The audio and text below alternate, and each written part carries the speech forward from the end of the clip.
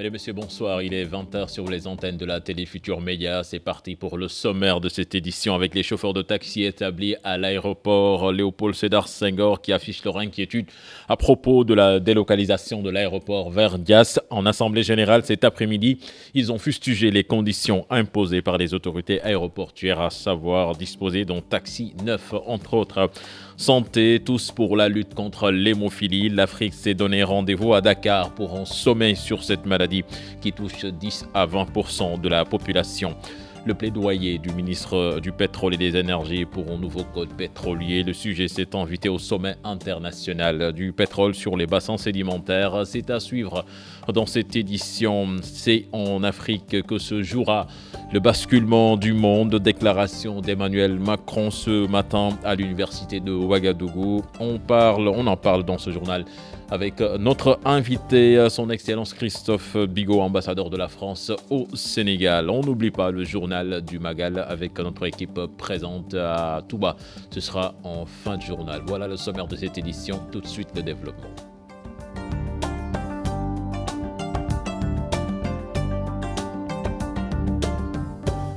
Bienvenue à toutes et à tous. Délocalisation de l'aéroport vers Diass, l'inquiétude des chauffeurs de taxi établis à l'aéroport Léopold Sédar Senghor en assemblée générale. Cet après-midi, ces chauffeurs affichent leurs craintes face aux conditions imposées par les autorités aéroportuaires. Parmi les critères disposés d'un taxi neuf pour un apport personnel variant entre 800 000 et 1 million de francs CFA. Là-dessus, nous écoutons les explications d'Eliman Tchao, leur porte-parole au micro d'Aminata Baresso. Le statut nous a fait comprendre qu'à Diass, ils ont besoin de 500 taxis au niveau de Diass. Et au niveau de Léopold Sédar Senghor, nous ne faisons pas 500. Mais actuellement, comme ils veulent 500, et ils disposent pour le moment que de 100 taxis. Parce qu'ils disent qu'au niveau de Diass, ils veulent là-bas que de véhicules neufs. Ils ne disposent que de 100 taxis pour Diass.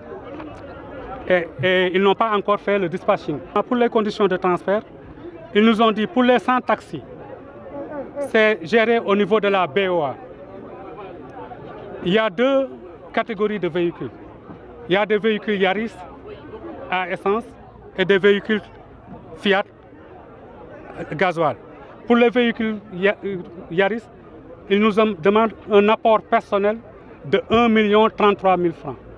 Pour les véhicules Fiat, un apport personnel de 850 000 francs. Et bon, comme vous le savez, ça, c'est dans des conditions vraiment pas à la portée de tout le monde. Ça, c'est pas à la portée. Un chauffeur de taxi qui a que son véhicule, si du jour au lendemain, vous lui demandez de verser 1 30 000 en l'espace de presque un mois, ça pose problème. Nous leur avons proposé, par exemple, de voir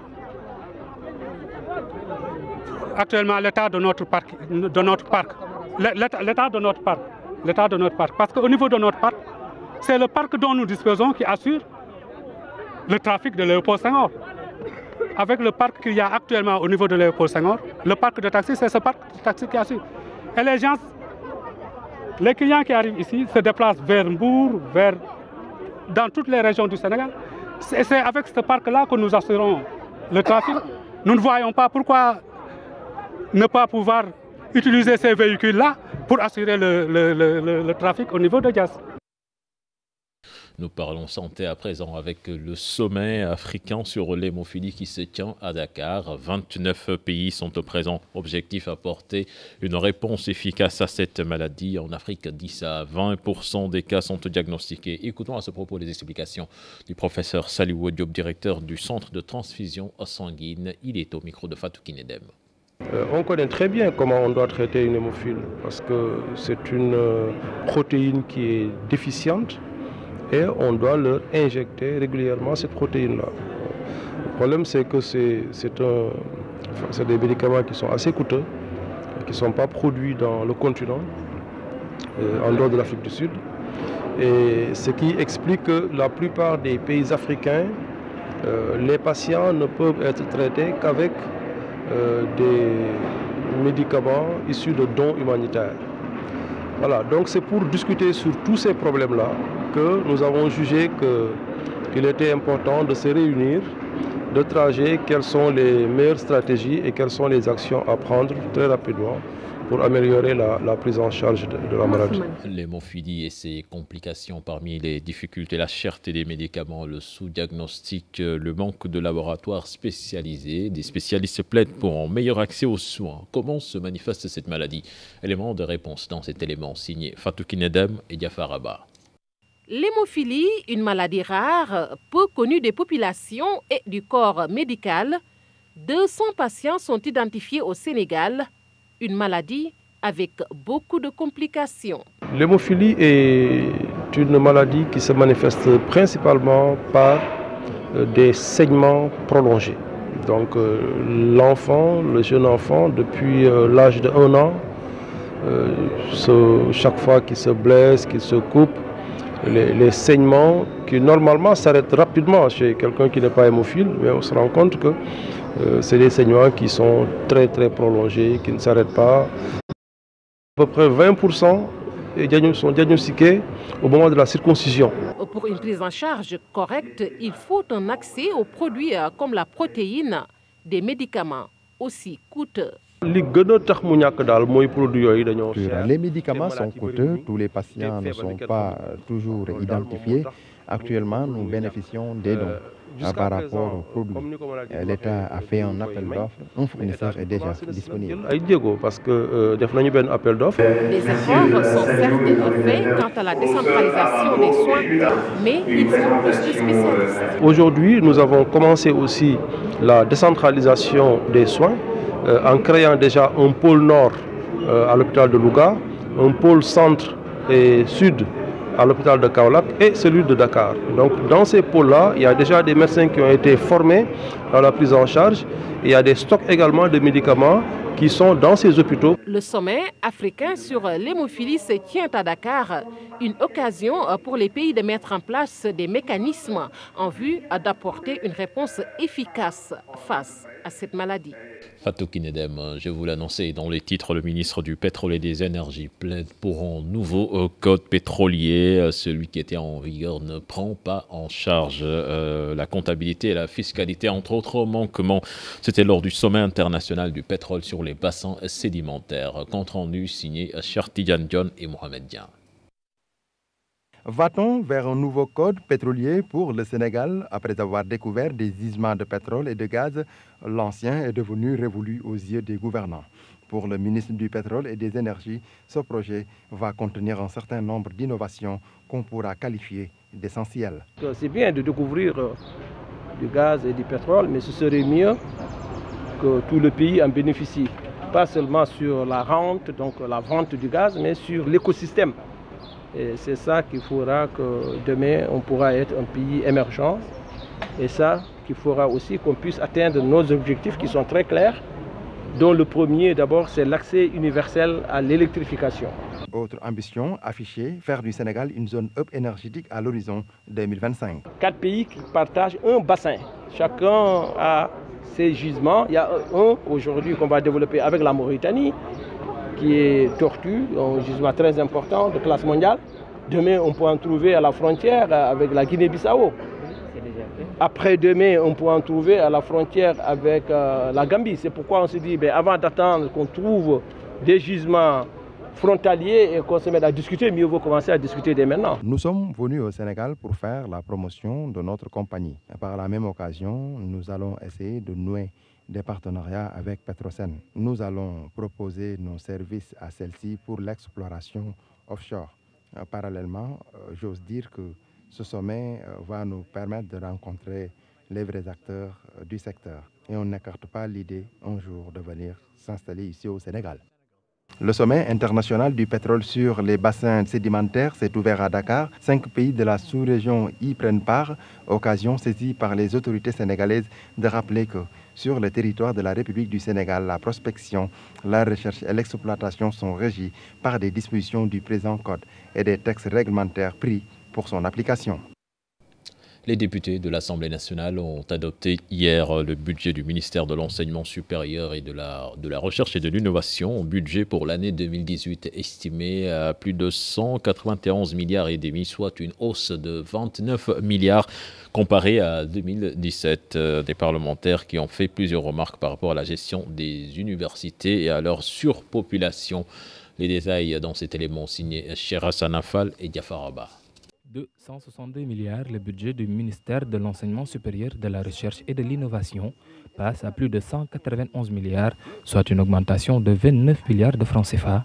Un budget adopté à l'unanimité par les députés qui ont magnifié la gestion de l'enseignement supérieur par Mary Teuw Niane.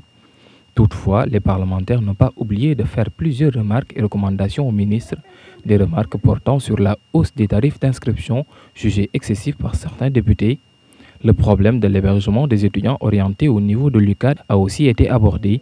Dans le même sillage, la prolifération des espaces numériques ouverts et nous, dans tout le territoire national, a été saluée car étant pour beaucoup une solution pour lutter contre la surpopulation au niveau de certaines universités. Et le ministre de rassurer que ce budget sera d'un appui fondamental pour la finition des différents travaux déjà engagés dans les universités du pays pour un enseignement supérieur de qualité au Sénégal. Les professionnels du bois en croisade contre la déforestation, ils comptent sillonner le pays et planter des arbres, matière essentielle pour leur travail.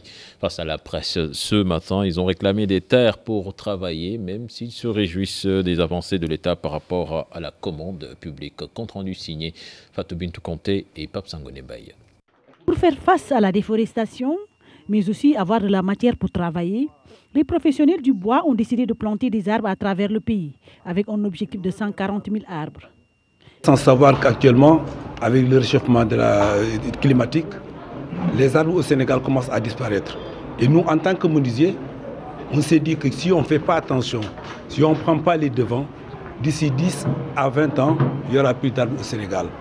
Et du moment que nous, l'arbre c'est notre matière première, qu'est-ce qu'on doit faire pour sauver nos forêts? Qu'est-ce qu'on doit faire pour sauver l'environnement? C'est à partir de ces réflexions-là, qu'on a dit qu'on va organiser une tournée nationale pour sensibiliser et pour implanter des arbres. C'est-à-dire pour reboiser au niveau national. On s'est dit que minimum on aura 10 000 arbres par région. Et si on fait l'ensemble du territoire, je pense très bien qu'on aura 140 000 arbres plantés. Dans le cadre de leur travail, ces menuisiers exigent des terres à l'État. Des terres parce que vous n'êtes pas sans savoir ce qui s'est passé au niveau de Paklambaye. Vraiment, c'est la catastrophe. Parce que là, il faut vraiment dire la vérité en face. Parce qu'on manque de lieux de travail. Les menuisiers, les artisans en particulier, n'ont plus là où ils peuvent exercer. Parce qu'un atelier de menuisier, vous ne le trouverez plus maintenant à Dakar.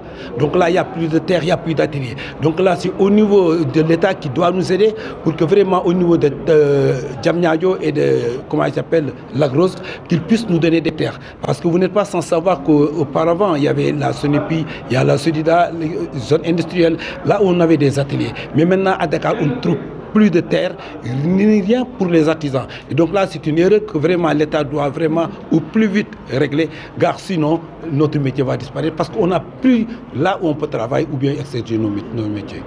Quant à la commande publique, par rapport au mobilier national, ces professionnels du bois, ces 2 dernières années, ont été bien servis. Pour l'année 2016, il y a eu 799 9 550 de mobilier d'appartements qui sont fabriqués par nos entreprises artisanales. En 2017, pour le marché en cours, on est à 1 167 295 358, plus précisément. Concernant le mobilier, autre matériel fabriqué par les artisans, parce que comme des équipements scolaires a commandé à peu près 750 millions de tables-bancs. Et là aussi... Occasion saisie par le président de l'organisation d'exhorter ses camarades à mieux saisir cette opportunité. Il faut que les gens, il faut que les ouvriers eux-mêmes s'organisent pour vraiment capter le mobilier national.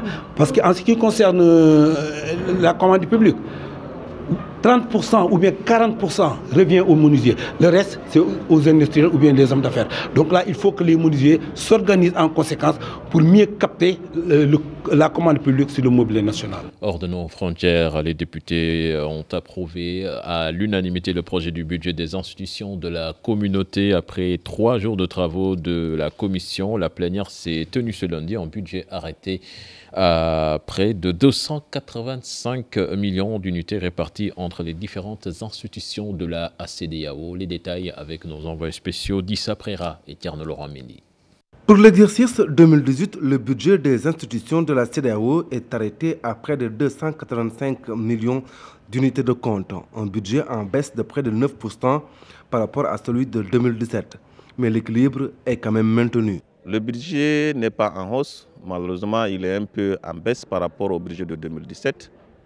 Il s'équilibre en recettes et en dépenses à 284 909 000, environ 285 millions d'unités de compte. En analysant un peu, beaucoup de ressources sont consacrées aux actions de développement et on a constaté que l'administration n'a pas pris beaucoup de ressources et l'essentiel des ressources ira dans la communauté, ira aux actions de développement. À l'image du budget des institutions, celui du Parlement n'a pas échappé à cette baisse. Pour 2018, le Parlement devra fonctionner avec près de 14 milliards de francs CFA, soit une baisse de 5,5% par rapport à l'exercice en cours. Au niveau du Parlement, a connu une baisse substantielle. Donc, nous sommes autour de 18 millions d'unités de compte, à peu près 14 milliards et quelques pour l'exercice 2018. Une baisse due au non-reversement des prélèvements communautaires par les États, une situation déplorée par le Parlement. Il faut dire que ce budget est en baisse par rapport au budget de 2017, compte tenu du fait que les principales sources des recettes de la communauté, c'est quoi? Ce sont les prélèvements communautaires que les pays prélèvent au niveau de la douane. Mais il faut aussi dire que ces prélèvements communautaires, les pays ne versent pas tout. C'est que dans les textes aujourd'hui que le CAF nous a présentés, nous notons que les États, la plupart des États ne reversent pas les prélèvements communautaires. C'est une chose quand même déplorable. Dans la répartition, c'est la commission de la CEDEAO qui vient en tête avec plus de 132 millions d'unités de compte. Vient ensuite l'Organisation ouest-africaine de la santé avec 47 millions d'unités de compte, puis le Parlement avec 18 millions d'unités de compte. La Cour de justice et le GIABA ferment la marche avec respectivement 16 millions et 10 millions d'unités de compte. Je vous l'annonçais dans les titres, l'Afrique est le continent central global incontournable. L'une des déclarations fortes d'Emmanuel Macron en visite au Burkina Faso. Beaucoup de sujets ont été abordés dans son discours à l'université de Ouagadougou. On fait le point dans cet élément signé Ibou Diouf. Je suis également reconnaissant à chacun d'entre vous d'avoir suspendu pour quelques heures la tâche la plus précieuse au monde. La construction de l'avenir que vous osez inventer, selon la belle formule d'un de vos compatriotes. Emmanuel Macron a proposé ce mardi à la jeunesse africaine une relation renouvelée passant par la construction des liens renforcés entre l'Afrique et l'Europe et pour laquelle la France pourrait jouer son rôle d'intermédiaire. Le président français a ainsi évoqué la possibilité pour la France de coordonner les aides multilatérales européennes et sa propre aide au développement pour être plus efficace. Les projets pourraient être davantage conçus avec les étudiants, les entreprises et les jeunes locales, a-t-il dit lors d'un discours à l'université de Ouaga. Je veux être à vos côtés, celui qui aidera l'Europe à saisir cette chance d'une relation renforcée, a-t-il ajouté. Il a dit devant les étudiants son désir de tourner plusieurs pages historiques, celle de la colonisation, un passé qui doit passer, marqué de crimes incontestables et d'une conception française de l'Afrique de l'Ouest comme un précaré. Il n'y a plus de politique africaine de la France, a-t-il assuré, provoquant de forts applaudissements tout en soulignant que le destin de la France était lié à celui du continent africain.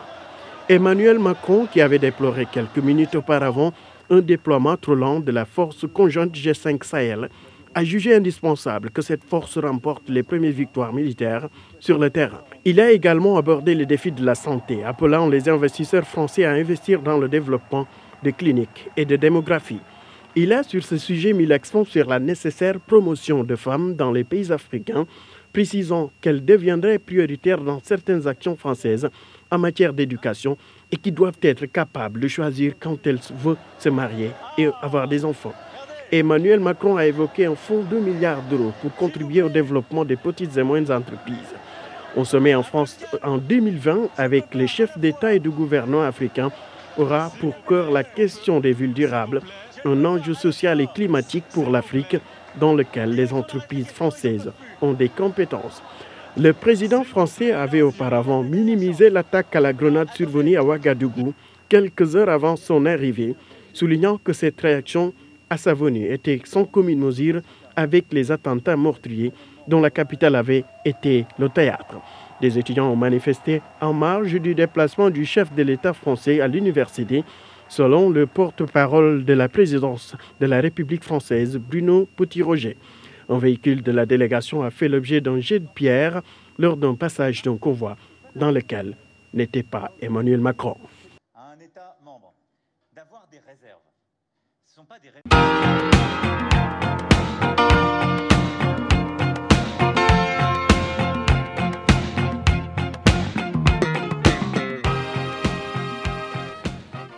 Là, l'invité du 20h, il est là, c'est son Excellence Christophe Bigot, ambassadeur de la France au Sénégal. Son Excellence, bonsoir. Bonsoir, cher Tidiane, et bonsoir à tous. Et merci d'être passé ce soir pour commenter cette visite du président Macron à Ouagadougou. Il s'est adressé à la jeunesse africaine. Ma première question, qu'est-ce que vous retenez de ce discours, aussi bien sur le fond et sur la forme? D'abord, c'est un très jeune président, c'est une nouvelle génération de Français qui s'adresse à de jeunes étudiants africains, et il le fait de manière très ouverte, très moderne. Il s'est prêté à un exercice de questions-réponses en s'exposant.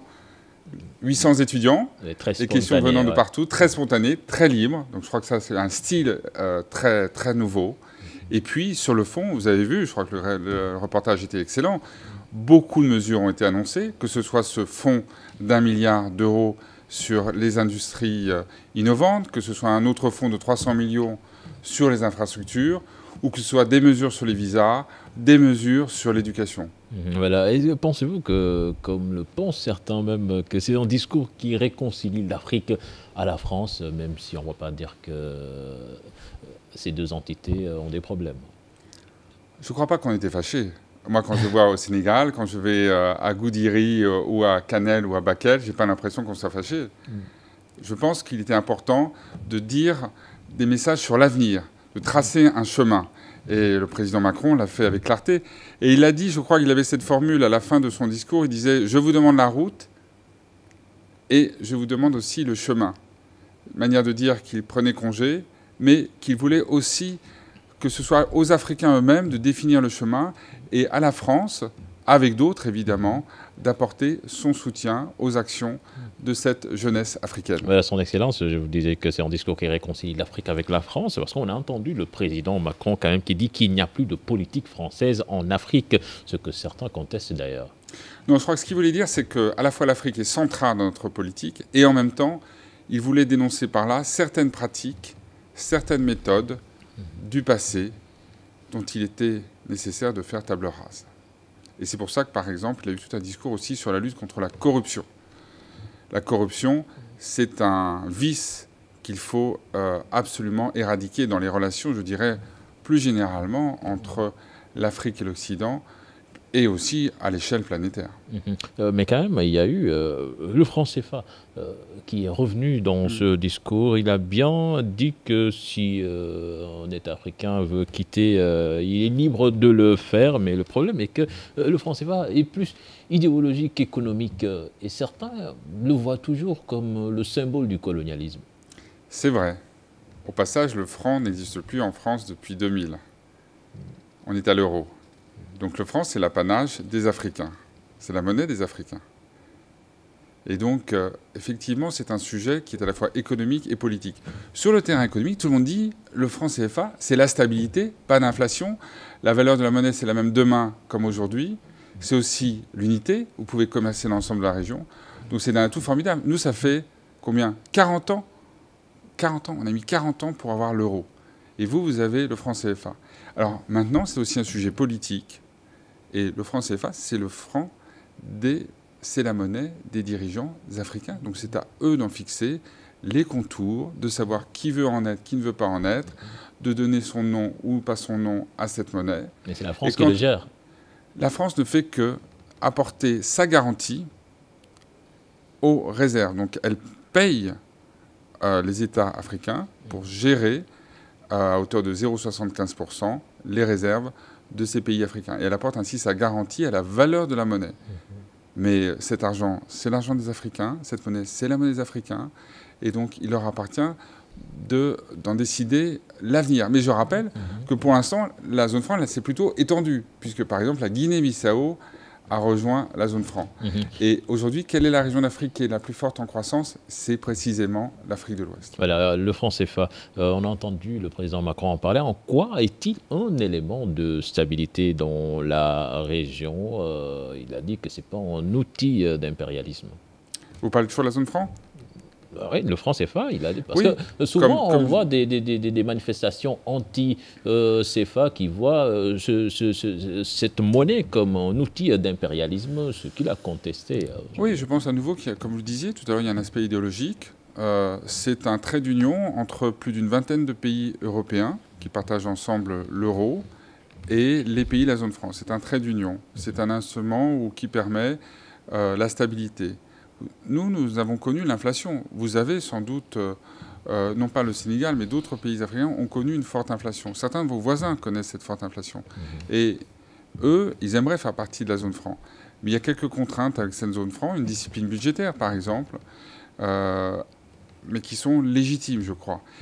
Et, encore une fois, le dernier mot, il revient aux dirigeants africains. Et je crois que le président Macron a été très clair sur ce sujet. La autre question intéressante qui a été abordée, c'est la question libyenne qui fait l'actualité avec Macron qui a clairement dit que les premiers responsables, ce sont les Africains passeurs. Voilà, parce que je crois qu'il faut le rappeler, ces marchés aux esclaves qu'on a pu voir sur les reportages télévisés, c'est une honte, c'est un scandale au XXIe siècle de voir ça. Donc c'est un crime contre l'humanité. Il faut le dénoncer haut et fort. Qui sont responsables? Ce sont ces passeurs. Il faut dénoncer ces passeurs. Il faut lutter. Africains. Ces passeurs sont africains. La question de leur nationalité n'est pas le sujet. La question, c'est que des hommes puissent encore traiter d'autres hommes comme des esclaves. Et c'est pourquoi la France a dénoncé ce crime comme un crime contre l'humanité et a décidé de porter cette question au Conseil de sécurité. Et demain, à Abidjan, lors du sommet entre l'Union européenne et l'Union africaine, le président Macron a annoncé qu'il allait porter une initiative euro-africaine, parce que cette question concerne tout le monde, pour mettre fin à ce scandale. Mais d'autres vous diront que c'est la France qui est en partie responsable de cette situation politique catastrophique en Libye, notamment avec l'intervention du président Sarkozy. Je sais bien qu'aujourd'hui, on réévalue à la hausse le bilan du président Kadhafi. Je crois qu'on a oublié qu'il était l'auteur de quelques attentats à Lockerbie ou dans le Ténéré. Je crois qu'on a oublié son bilan. Mais le sujet n'est pas là. Aujourd'hui, effectivement, la situation en Libye est grave, elle est sérieuse. Et ce qu'il faut faire, c'est regarder vers l'avant et comment stabiliser la Libye, faire en sorte qu'il y ait une autorité de l'État, faire en sorte que toutes les tribus se mettent d'accord ensemble. Et là-dessus, je crois qu'on est tous d'accord et tout le monde travaille dans cette direction. Et il faut progresser. Parce que c'est vrai qu'une fois que la Libye sera stabilisée, la situation sera totalement différente. Mais on n'aura pas réglé la question de cet esclavage éhonté. On n'aura pas réglé la question des migrations. Pourquoi est-ce que les migrants quittent leur territoire? Et déjà, pour les mesures urgentes annoncées, le président Macron a proposé aux dirigeants européens d'évacuer complètement la population africaine en danger en Libye. Il faut en effet, ceux qui sont menacés, pouvoir les aider, pouvoir les rapatrier, pouvoir les protéger. C'est le devoir de tout citoyen. Et c'est aussi le devoir des États. bien sûr. Et il faut travailler dans cette direction avec l'Organisation internationale des migrations notamment. Et comment régler justement cette situation si l'on sait que les gens vont encore et encore partir, l'Europe va fermer ses frontières, c'est quoi la solution? Il y a plusieurs sujets. D'abord, je crois que c'est très important, c'est de favoriser le développement des pays africains. Les pays africains ont une forte croissance, il faut que cette croissance se poursuive, il faut apporter de l'aide, il faut accompagner, il faut investir. Investir dans l'agriculture. Il faut investir dans l'industrie. Moi, j'ai pu voir sur place, par exemple, quand j'étais dans la vallée du fleuve, les périmètres rizicoles qui sont installés. Voilà, ça apporte de l'emploi et ça répond à la question des migrations. Et il faut aussi travailler ensemble pour prévenir ces départs massifs, pour mieux lutter contre les trafiquants. Et ça, c'est un travail qui doit être fait à l'échelle régionale. Voilà. Et puis, par ailleurs, il faut continuer à offrir plus de moyens, plus de capacités à ceux qui le souhaitent et qui en ont besoin de venir en Europe. Je regarde par exemple le cas du Sénégal. Nous avons augmenté de 20% le nombre de visas sur justement, un an. C'était l'objet de ma prochaine question. Ah D'ailleurs, pour les étudiants, cela va être beaucoup plus facile puisque même ce matin, on a entendu le président qui a dit qu'il va accorder plus de visas longue durée. Mais le Sénégal est en avance sur ce sujet. En 2016, il y avait 2500 étudiants sénégalais qui sont venus en France. 2500. En 2017, vous savez combien il y en avait 3500. On a augmenté de 40% le nombre d'étudiants sénégalais sur une année.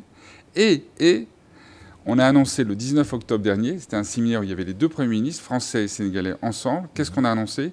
Que tous ceux qui auront étudié en France bénéficieront d'un visa d'une durée de 5 ans qui leur permettra de continuer à faire des échanges entre le Sénégal et la France et de revenir ici pour participer au développement de votre magnifique pays et participer à sa croissance. Certains diront que quelque part aussi, c'est un peu l'immigration choisie qui va favoriser la fuite des cerveaux. Non, puisque cette mesure, au contraire, elle vise à permettre aux étudiants de revenir dans leur pays d'origine sans avoir à se soucier du risque de perdre le lien avec le pays où ils ont étudié. L'idée est bien de favoriser le retour des étudiants parce qu'aujourd'hui, ils ont un potentiel, une énergie, un dynamisme dont le Sénégal a besoin. Vous avez 7% de croissance, nous avons 1% de croissance.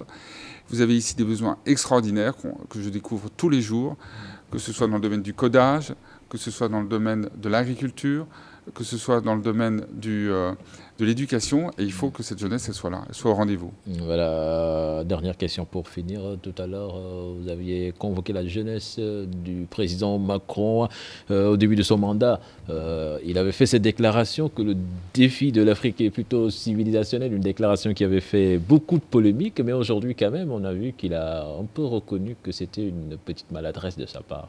Oui, mais c'est ça aussi, c'est la marque d'un président fort, c'est de savoir reconnaître que les mots utilisés n'étaient pas forcément ceux qu'il aurait souhaité utiliser. Et il a redit que ce qu'il voulait dire par là, c'est que la démographie, c'est un défi, et qu'il faut par exemple que l'économie soit à la hauteur de la démographie. C'est-à-dire que les investissements soient là, que l'emploi soit là pour répondre à la démographie très forte que connaît aujourd'hui l'Afrique. Et quand il dit que l'Afrique, c'est l'avenir, c'est un peu en porte-à-faux au discours de Nicolas Sarkozy il y a quelques années de cela ici à Dakar. Ça ne nous a pas échappé. Mais je dirais que l'Afrique, ce n'est pas seulement l'avenir, c'est aussi aujourd'hui. C'est aujourd'hui que vous avez cette taux de croissance. C'est aujourd'hui qu'à la place du réseau bancaire traditionnel qu'on trouve en Europe, c'est aujourd'hui qu'on peut payer avec son téléphone portable. Et c'est aujourd'hui, par exemple, que votre deuxième université, ce n'est pas le Panthéon, c'est pas la Sorbonne, c'est pas une vieille université avec des murs, c'est une université virtuelle. Et ça, vous avez fait un saut là qualitatif impressionnant. Et c'est ce message-là, ce message de confiance, de modernité, d'ouverture, qui était le message aujourd'hui à Ouagadougou du président Macron. Voilà. Merci son Excellence, M. Christophe Bigot, d'être passé nous voir dans ce 20h de TFM. Merci beaucoup, cher Tidiane, à tous. C'était un plaisir. Voilà, c'est la fin de ce journal. Prochain rendez-vous pour l'information, ce sera à 0h avec le tout en images. Mais tout à l'heure, vous avez rendez-vous avec le journal du Magal. On fait signe que Chérif Dia est déjà en place avec son équipe. Chérif Dia, bonsoir. C'est parti pour les nouvelles du Gamou de Tivaouane. Merci, cher Tidiane Diao. Mesdames, Messieurs, bonsoir. Bienvenue à ce journal du Magal.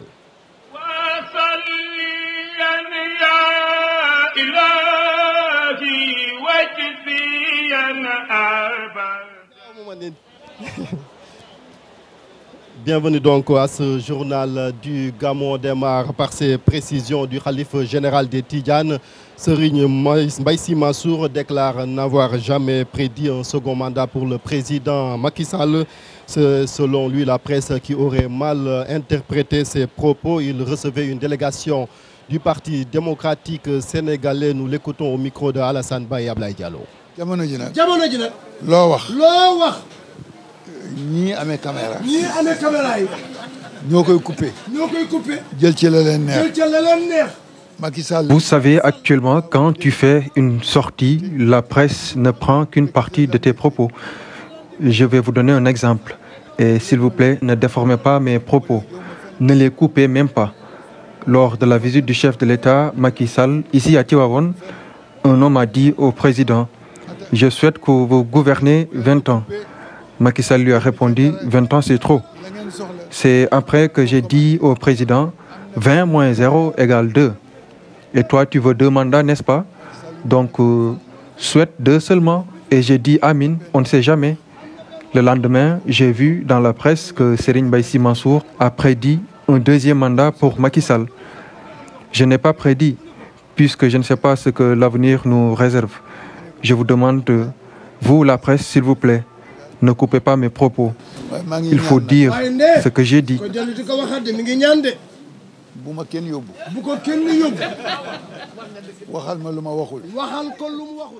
Maître Madické Niang a conduit cette délégation du Parti démocratique sénégalais qui a été reçue par le khalife général des Tidjanes, Serigne Mbaye Sy Mansour. Le président du groupe parlementaire Liberté et Démocratie condamne les propos injurieux et les invectives notées dans le paysage politique. Nous l'écoutons toujours au micro de nos reporters Alassane Ba et Ablaye Diallo. di ñaan aussi ñun li ñu bëgg ci réew mi lu dul réew mi jëm kanam. Nous sollicitons vos prières et vous disons que nous ne voulons que la paix dans ce pays. Nous voulons que le Sénégal aille de l'avant. Je vous le dis, Serigne Mbaye Sy Mansour, vous ne verrez jamais créer le désordre dans ce pays, insulter ou tenir des propos injurieux. Nous ne voulons que travailler pour le pays et le faire également tout en respectant nos valeurs. ñaaw suñu bëgg-bëgg yëpp mooy liggéey réew mi waaye def ko ci valeur yi nag yi nga xam ni Sénégal yi moom la ñu xam. Télescope à Tivaouane, à 48 heures de la célébration du Maoulid, le secrétaire général du Parti socialiste était dans la ville sainte. Ousmane Tanor Dieng conduisait la délégation du PS. À sa sortie, il a préféré ne pas parler de politique. Nous l'écoutons. Nos condoléances et les remercier d'avoir pris du temps pour nous recevoir comme d'habitude. Vous avez vu le monde qu'il y a, la bousculade qu'il y a, mais quand même nous avons pu échanger avec le khalife dans le cadre de la mission qui leur sont confiées à la tête des talibés. Voilà, et c'est toujours avec beaucoup de sollicitude, beaucoup de gentillesse que nous sommes reçus ici. Après l'avoir vu, on a vu auparavant Pape Malick Sy, Serigne Pape Malick Sy, et nous verrons après Serigne Maodo Sy, Abdou Aziz Dabakh, avant de passer par les champs de course et saluer les Moustachidines. Voilà le trajet traditionnel que nous avons l'habitude de faire. Quand je viens à Touba ou je viens à Tivaouane, à ces occasions-là, ce n'est pas pour moi une occasion où je dois évoquer les questions politiques. Les questions que j'ai évoquées avec le marabout ne sont pas des questions politiques. Les questions que j'évoque avec vous ne peuvent pas être des questions politiques. Les questions politiques, dès que je rentre à Tivaouane, je les mets de côté. Et une fois maintenant à la maison du Parti socialiste. Lui, il a évoqué des questions politiques. Il s'agit de Idrissa Seck qui s'est prononcé sur la levée de l'immunité parlementaire du député maire de Dakar, Khalifa Sall. Le leader de Rewmi accuse le régime de vouloir liquider tous ses adversaires politiques. Il dit également que le ministre de la Justice n'a fait qu'exécuter des ordres venant de son patron de président. On ne peut pas lever quelque chose qu'on n'a pas établi. On ne peut pas déshabiller quelqu'un sans l'avoir habillé au préalable. Lever l'immunité parlementaire signifie obtenir l'autorisation de l'Assemblée nationale pour poursuivre ou détenir un député. Donc, on ne sollicite cette levée de l'immunité parlementaire que pour quelqu'un qui est en liberté et dont l'État a envie que l'État a envie de poursuivre ou de détenir.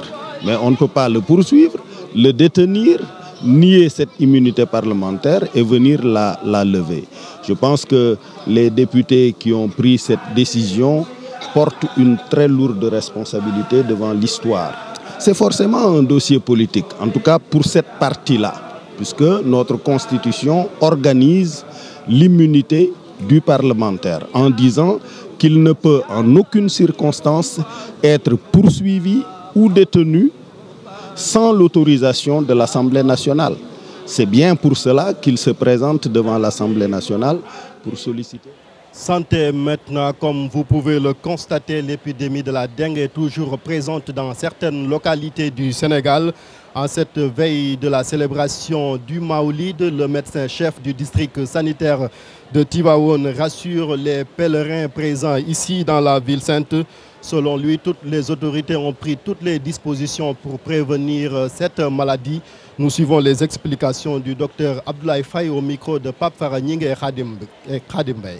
Cette pathologie, je pense que les devants ont été pris par nos différents spécialistes parce que nous avons reçu une note circulaire qui nous a instruit quand même de prendre toutes les dispositions par rapport à cette maladie. Et j'avoue qu'au niveau de la structure, tout a été mis en place pour quand même une prise en charge adéquate si toutefois ce cas se déclarait au niveau de la région. La police nationale a déployé les gros moyens pour assurer la sécurité des pèlerins mais aussi de leurs biens. Ainsi, elle a procédé à l'interpellation de 56 individus, dont 14 cas pour vol et 1 cas pour agression. 1045 éléments ont été mobilisés pour justement lutter contre également le terrorisme qui est quand même présent dans certains pays voisins. Nous suivons les explications du commissaire Ablaye Diop, qui est le chef de la sécurité publique. Il a fait face à la presse ce matin, Pape Faragning et Ablaye Diallo. Un plan sécuritaire à 2 niveaux. La police nationale a pris les devants pour anéantir les actes des malfaiteurs. Depuis le 15 novembre, plusieurs personnes ont été interpellées.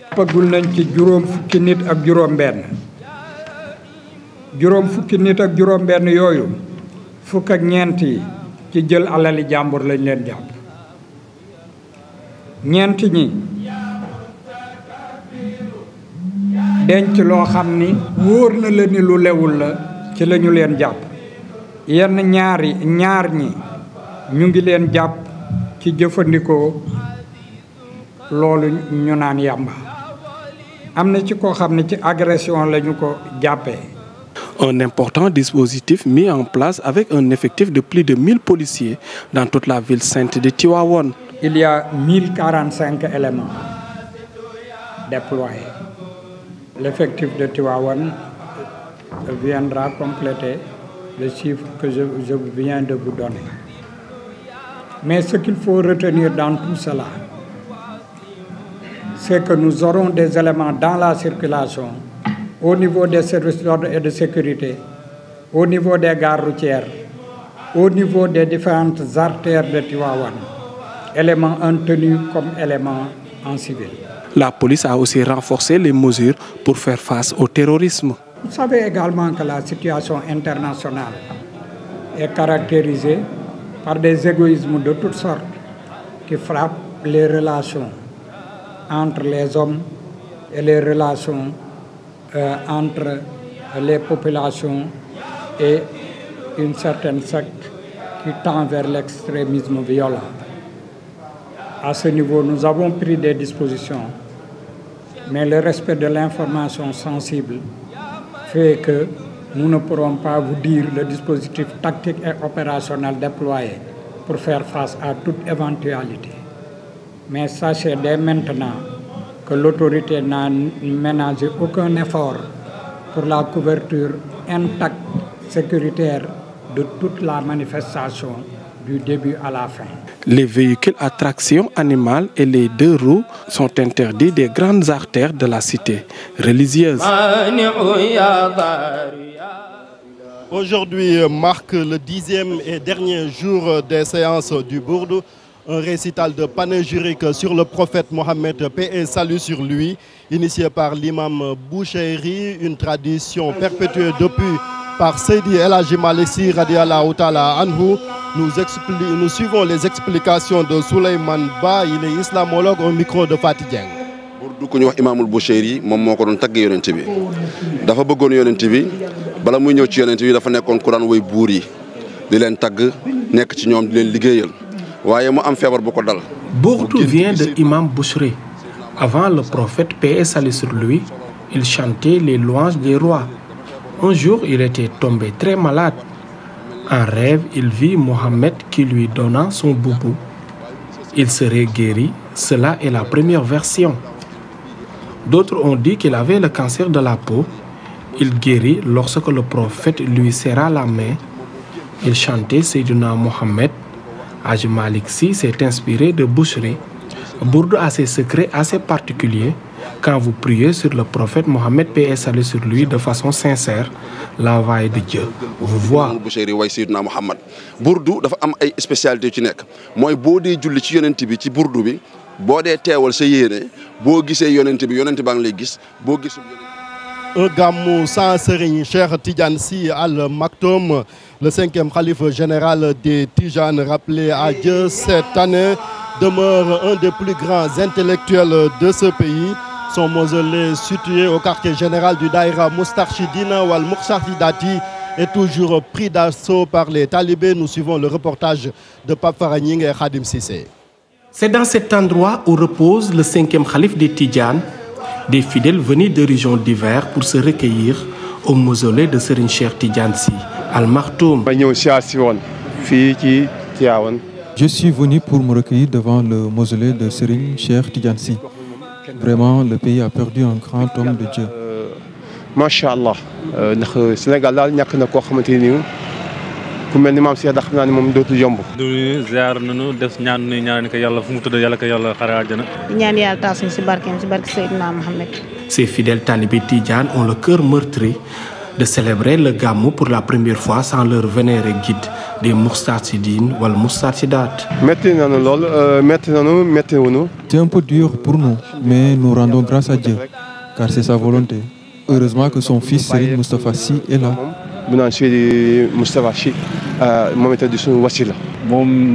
Il va nous manquer. Ces discours de Mawlud, vraiment, c'est triste. Il a, durant toute sa vie, enseigné à beaucoup de fidèles ce qu'est l'islam. Et sa parole a toujours été une parole véridique. Un moment de prière, mais aussi de souvenir d'un homme multidimensionnel.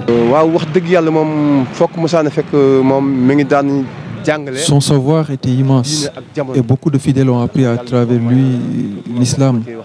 Ses discours étaient vraiment très éducatifs.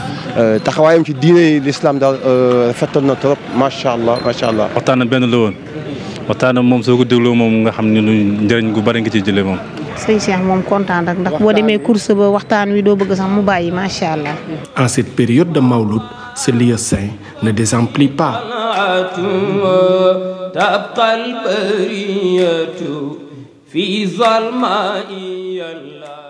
Notre invité ce soir, il s'agit de Serigne Cheikh Ahmed Tidiane Sy Al Amine.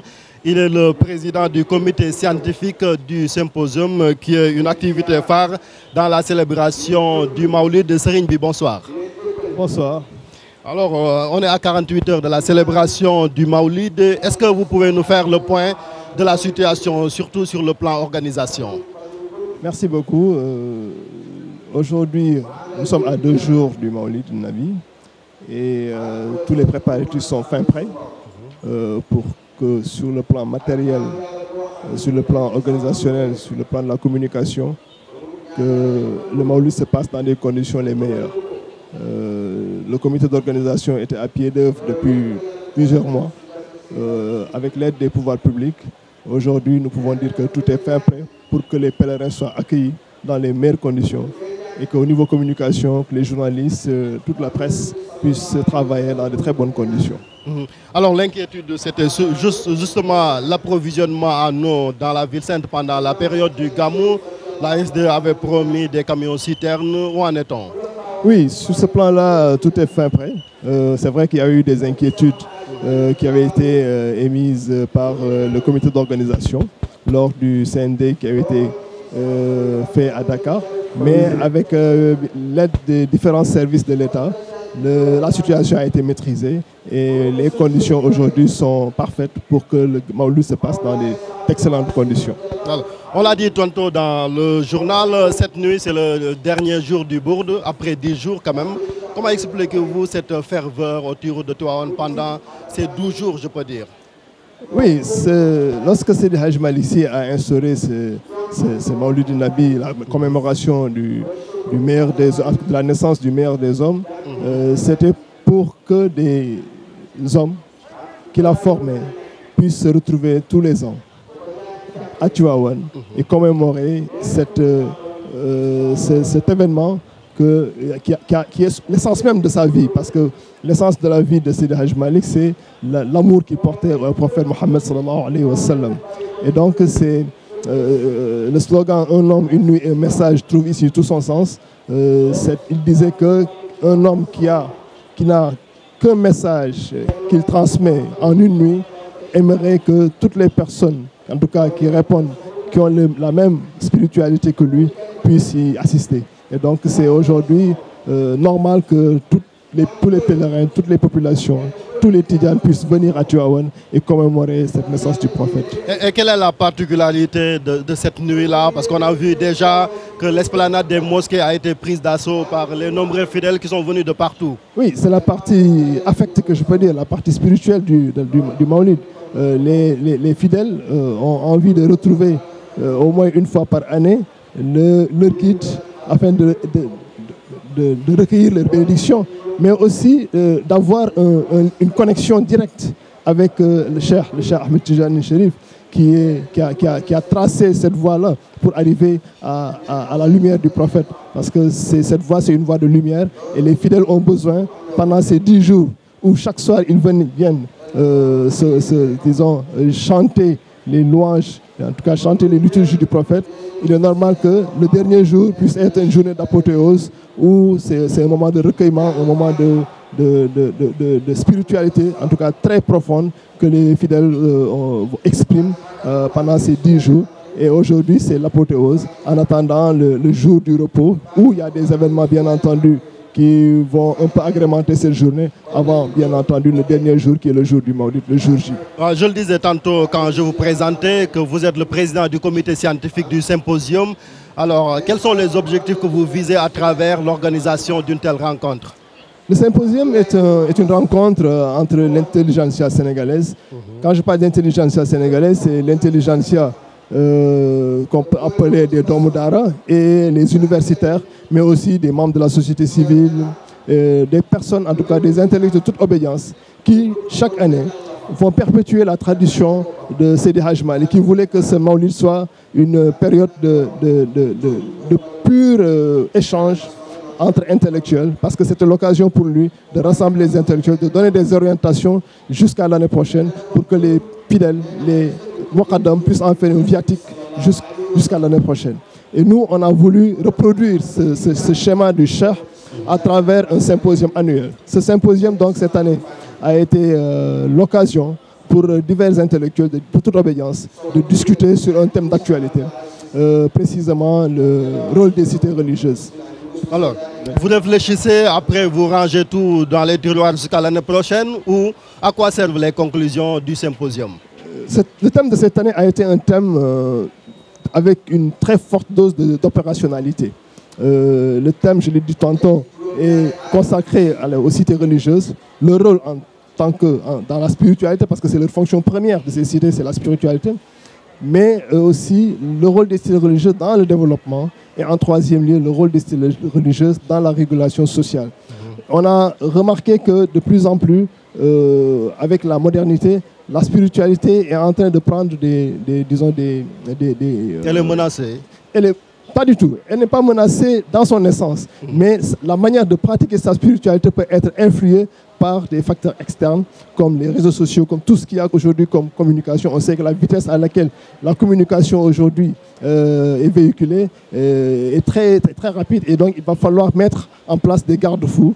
C'est cela qui a fait qu'on a choisi un thème sur la spiritualité et la modernité pour voir quels sont les remparts qu'on peut mettre en place pour que la spiritualité, notre spiritualité puisse être préservée dans les meilleures conditions. Est-ce que selon vous, les guides spirituels ont toujours cette influence dans la société, les talibés et autres? Moi, je pense qu'il ne s'agit pas d'avoir une influence. Il s'agit d'avoir, disons, de transmettre le message des anciens, que ce message des anciens puisse être perpétué. Nous ne sommes pas là pour exercer un pouvoir sur les individus. Nous sommes là pour perpétuer un message divin, un message qui a été, en tout cas, parachevé par les anciens et que nous essayons de perpétuer à travers, en tout cas, les enseignements du prophète. L'avant-dernière question, on va célébrer ce gamou quand même qui est un peu particulier avec l'absence de Serigne Abdou Aziz Sy Al Amine qui est votre père, mais aussi votre homonyme Serigne Moustapha Serigne Cheikh Tidiane Sy Al Maktoum. Ce sont deux grandes figures de la Tijania. Que ressentez-vous aujourd'hui quand vous voyez que ces gens-là ne sont pas là avec nous? Oui, le gamou de cette année a un signe particulier. C'est le sceau un peu des... Disons, il est marqué sous le sceau de la disparition de deux illustres personnalités de notre confrérie. Cheikh Ahmed Tidiane Al Maktoum, vous l'avez si bien dit, et Serigne Abdou Aziz Sy Al Amine. Ces deux personnes représentaient un peu la symbiose entre l'ilm, le savoir, et le amal, l'action. Et ces deux aspects indissociables, aujourd'hui, c'est vrai, leur personne nous manque, leur présence physique nous manque, mais la mission que les anciens leur avaient assignée est toujours là. Et ils nous ont guidés dans cette mission. Et nous pensons qu'avec leur baraka, avec leur lumière, avec leur bénédiction, cette mission se perpétuera.